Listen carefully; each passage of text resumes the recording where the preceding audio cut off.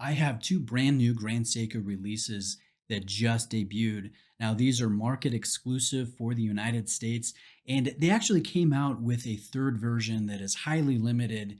And I believe that one has either sold out or it hasn't quite been released yet. At least Grand Seiko's website says it's unavailable. But these are brand new Katana 44GS case exclusive editions that I think are absolutely beautiful. So before I jump into the details, let me first shout out to Exquisite Timepieces. They're an excellent family-owned brick-and-mortar AD. They lent these new releases in for review. If you are shopping any Grand Seiko, I definitely recommend them, and I'll leave a link in the description of the video.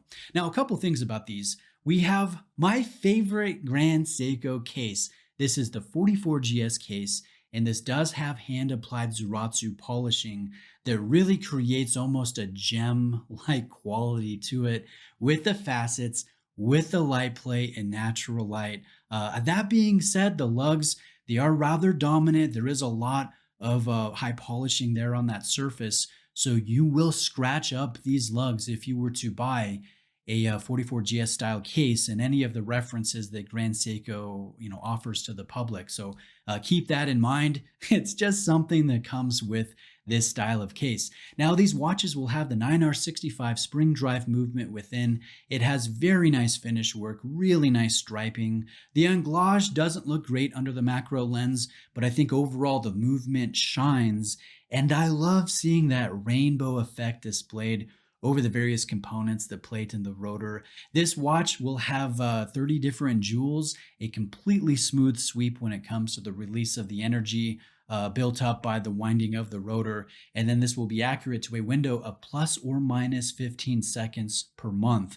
Now, Grand Seiko, in my experience, they underpromise and they overdeliver. So I would expect even better accuracy than plus or minus 15 seconds per month, which equates to plus or minus 0.5 seconds per day on average for a day of wearing one of these pieces. 3 days of power reserve, a signed thread down style crown with a 3 o'clock position.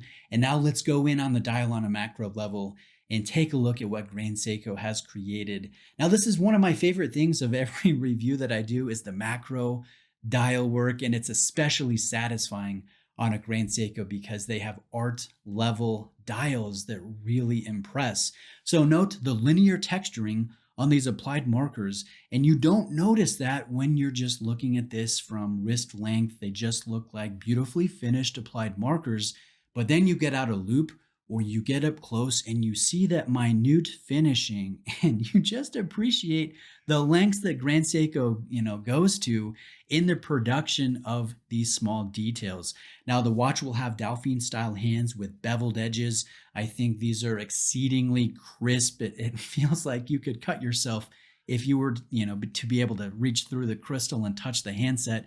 And I think the Delphine style hands are just perfect for the 44GS case. I don't think any other style of hand would work quite as well as these do. This is quintessential Grand Seiko to me.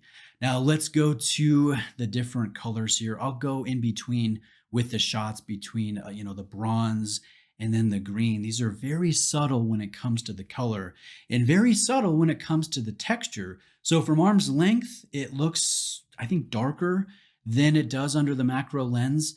And you don't really notice the texture, but you can notice the reflective sheen from specific angles and light situations. And then you get up close and you see how varied and intricate the texture is. And I think that's very subtle.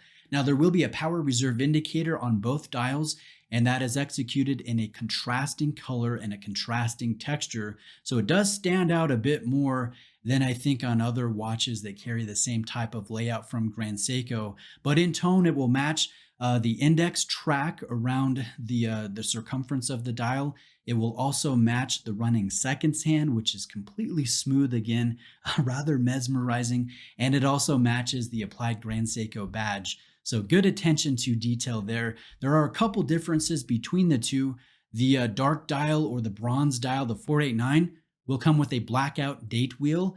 And then the 491, the olive green color, that will come with a white date wheel. But I do like the fact that the date is widescreen. That's something that is specific to the spring drive movement.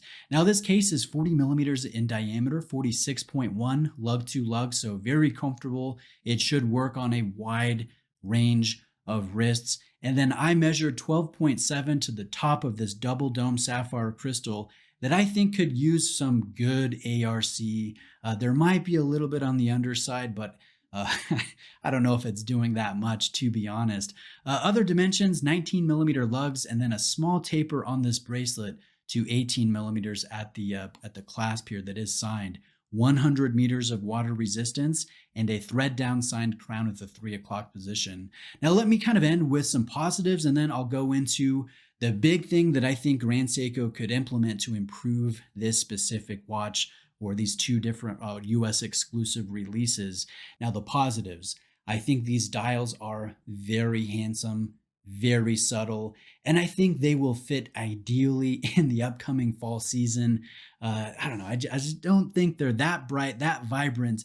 They're very much a fall style release, in my opinion. And then I think the 44GS case is comfortable. It's the ideal size for this style of watch. The Soratsu polishing really comes to play. It is very dynamic. I love the details. They do come through very well, especially those applied markers.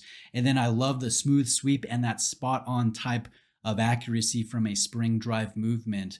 But the negative element here, and tell me what you think about this, but I think that the bracelet is in dire need of an update. I think Grand Seiko should create a 44GS case specific bracelet that's not used on their other style of cases, one that is less rounded, one that is more angular, and one that really fits this style of case, this linear case. I think that would be a massive step in the right direction.